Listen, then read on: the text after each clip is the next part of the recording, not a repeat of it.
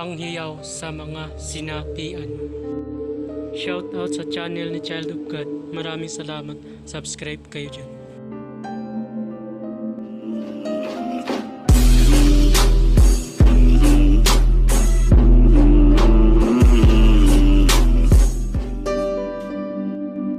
Shout out sa channel ni Child of God.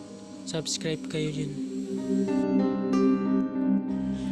Pamilin, mahalin at pagkaingatan ang bawat ibinabahagi ko sa YouTube channel na ito. Ang kapangyarihan na kapaloob dito ay lupang may wagang. Gamitin lamang sa kabutihan at pagganap ng kalooban ng Diyos. Maginawaran at laging isa puso't isip ang 7 layunin ng Diyos. Isabuhay ang 4 na gintong simulain: makadiyos, makabayan at makakalikasan. Pangalawa, isagawa ang pag-ibig sa Diyos, pananampalataya at pag-asa sa pamamagitan ng tiyaga.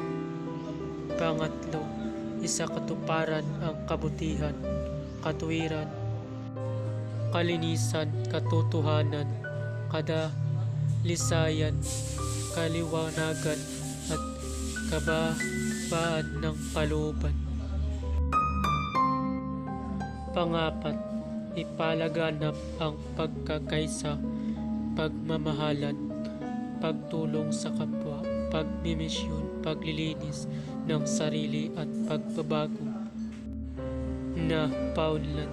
Magkakaroon ng paggagalangan, pag-unawaan at pagmamahalan sa isa't isa bilang mga kapatid at kapwa-tao.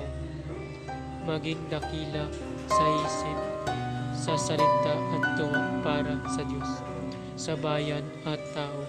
Pangpito, ipagpatibay ang kautusan ng Diyos, tumulong sa pagpapaunlad ng katauhan ng bawat kasapi ng samahan at tumupad sa adhikain ng Diyos sa tao.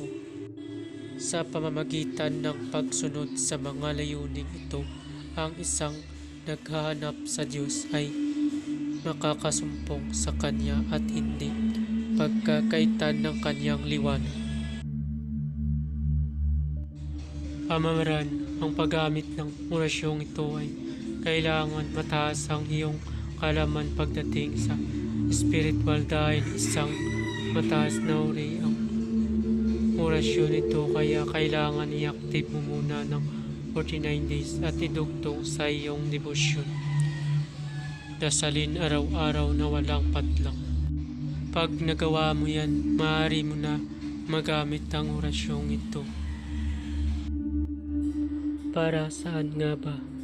Kapag i-active mo ang orasyon para ito sa iyong sarili, dahil kapag na-active mo na ng 49 days na walang patlang at kabisado mo na ang orasyon, kapag nagkasakit ka, kaya mo gamutin ang iyong sarili. Pero kung natapos mo ang 49 days na walang patlang at hindi mo pa kabisado ang orasyon at ginamit mo kapag nagkasakit ka, hindi mo kaya gamutin ang iyong sarili, bago gamitin ay kailangan kabisaduhin muna ang orasyon. Bago salin o banggitin sa isip ang orasyon ng 3 beses, magdasal muna ng 3 Ama Namin, 3 Panginoong Maria, 3 sumasampalataya at isunod ito. Narito ang nasabing orasyon: Sator Rata Pinik Quiritik Ere Egoso Pactum Quiriquitik Sator Rata Pinik Quiritik Ere Egoso Pactum Quiriquitik. Hawakan sa 2 pirasong buhok at sisigaw sa sakit. Mararamdaman ng sinapian. Sundin lamang ang pamamaraan. Usalin sa isip ng 3 beses ang nasabing orasyon at iihip sa kamay at sabay hawak sa 2 pirasong buhok at sisigaw ang sinapian at masasaktan ito ng ubod lakas. Gawin lamang ang tama ang orasyon at bago gamitin ay kailangan nakapagpoder bago, bakod, balabal o kahit anong proteksyon meron ka para hindi lumipat sa iyo ang espiritu. Pag kang poder, maaari ka humingi ng tulong sa apat na sulok ng mundo para madali ang paggamot mo.